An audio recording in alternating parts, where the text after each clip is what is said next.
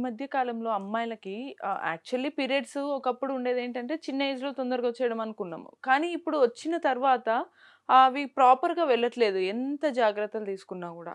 కొన్నిసార్లు heavy bleeding అయిపోతే కొన్నిసార్లు అసలు అవ్వట్లేదు.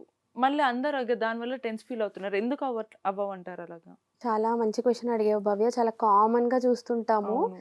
పిల్లలకేమో ఎక్కువ మెడిసిన్స్, హార్మోన్స్ కూడా రాయలేము. హ్మ్. సో, ఒక సింపుల్ అండ్ న్యాచురల్ రీజన్ ఏంటంటే, ఇమ్మెచ్యూర్ హైపోథాలమో పిట్యూటరీ యాక్సిస్ అంటాం. అంటే ఓకే.